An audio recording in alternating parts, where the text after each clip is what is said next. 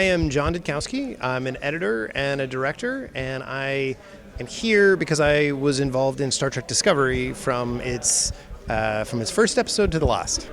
Where I went to school, we had another professor, and we had a different mantra, but it was about filmmaking that I really enjoyed, which is it's really simple. It's just contrast is drama, and as an editor, I come back to that all the time because it's about, or as a director for that matter, is sometimes the most exciting, action-packed moments are quiet and graceful and beautiful, and sometimes the most sort of intense experiences are very still. And so it's interesting because it's whenever I'm working on something and I can figure out how to fit contrast into the frame, whether that's performance or music or camera work, a lot of times you can elevate the drama. So contrast is drama. That one I actually there was a professor named Drew Casper at USC, and he was the one that said contrast is drama, and he was 100% right. Oh, so go Drew Casper. Yeah. So you work on Star Trek Discovery, and you mentioned that you're very, very, very passionate about Star Trek. So can you share us a little bit about that and your journey into Star Trek Discovery? Sure. I have been a fan of Star Trek since I was a little kid. It was The Next Generation. It was the one that hooked me. And the story that I like to tell is that when I was a sophomore in high school, I had just barely made the basketball team.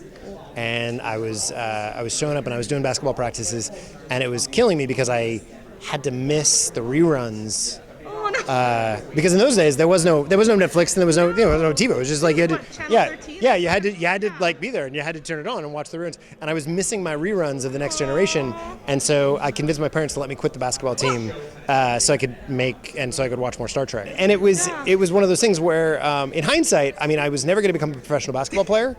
So I had to make it good, right? I had to find a way to make it pay for itself, and so eventually I found a way to make a living working on Star Trek, and so thanks, Coach, wherever you are. So. And so Star Trek is a very, very big world, big franchise.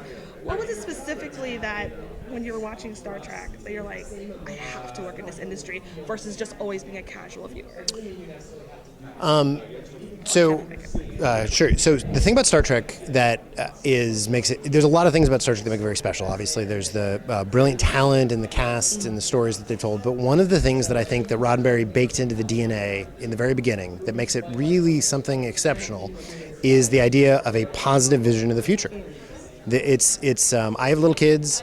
I want them to imagine a world that can be better than the one they live in right now. And if they can achieve it through diplomacy and science and tact and cooperation and empathy and a little bit of reckless disregard for the first directive, then that's great. Like I want them, just a little bit of recklessness. Like science and empathy and cooperation and recklessness can make the world better. That's a great. And that's and along the way, like you can laugh and you can be excited and you can fall in love and I mean Star Trek, it has all the feels, but underneath it there's this quiet message that the world can be better, and there aren't that many stories out there that tell that, and so I consider that to be one of the most worthwhile things I can do with my time is to be a part of that story. For Star Trek Discovery, is there any neat editing thing that you had to do specifically for this show?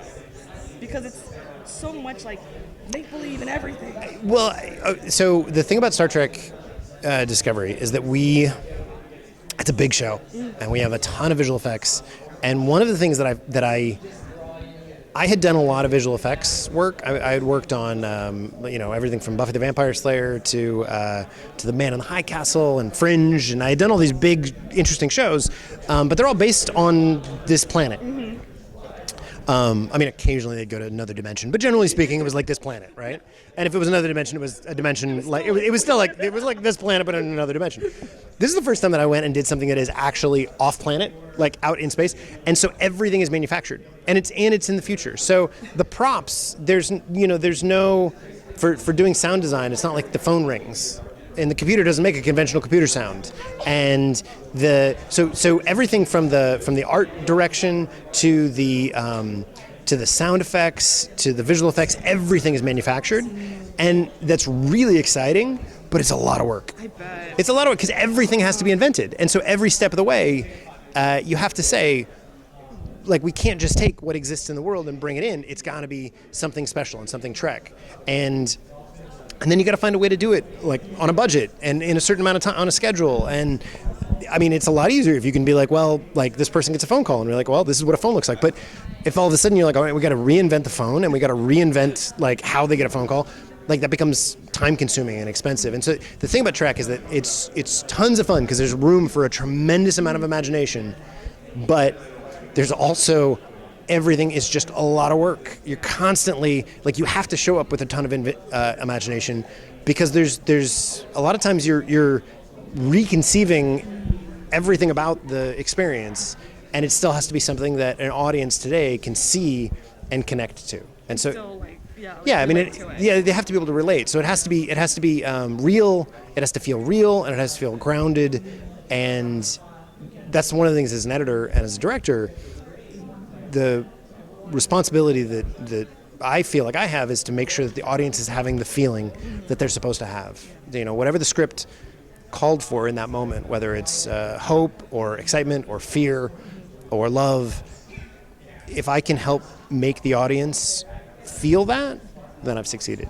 And if constantly juggling abstract and realism and, like, yeah. emotions and just exactly. Yeah, literally, like, juggling space. That, like, I mean, literally, like, if I had an album, it's called that. Like space. So I bet you always have to, like, train your mind, like, when you're everyday world, like, oh, that could have been a sound effect, or that looks cool, that could have been, like, a portal, I don't know. Well, I mean, and that is, our visual effects department is incredible, but they're constantly being, you could a portal, like, right? I mean, like, especially in the world of Star Trek, like, I feel like you can solve everything with, like, a portal and a sound effect. Those are all really expensive. And our visual effects department, you know, they get the script and they say, okay, these are the visual effects and these are the budgets and this is what we're working with. And then we get into editorial and we're like, well, wouldn't it be cool if this? And then, you know, it took a long time to learn how to cooperate with our visual effects department because they're like, look, that's cool. And in a world of infinite money and infinite time, sure. We don't live in that world.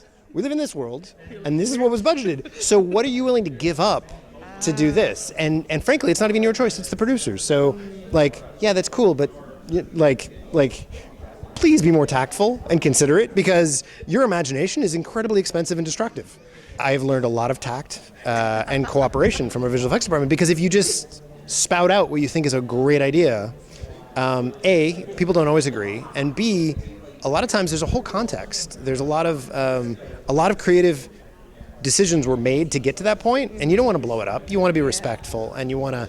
So learning how to cooperate and learning how to work with people, and not just saying, "Wouldn't it be cool if there's a portal?" Yeah. Like, yeah, maybe, but you know, like you're gonna blow up a lot of people's work for that idea. So come and get you. Yeah, like why don't you take a moment and like have a conversation with all the parties involved before you just start spouting out your opinions. And it took me. I mean, that was one of the things as I came on board, and I've learned. And you know, we have an incredibly talented visual effects department, but I had to learn how to cooperate and how to sort of tactfully decide what ideas were worth trying to pursue and push and pitch, and what ideas were really inappropriate, and I just, you know, better to keep my mouth shut. So, because editing can be really long and labor intensive, and the trick for me is to constantly not feel like I'm pushing a rock up a hill. And I think there's a lot of people, editing feels that way. I think it can feel that way, but if you can find little tricks to make it so that you're always kind of excited and kind of engaged, then the whole thing becomes a lot more pleasant. But if you're like, oh, I can't get it to work, and like, that's awful. That's not fun for anybody. And so I work really hard. I have a lot of little tricks to try to avoid that.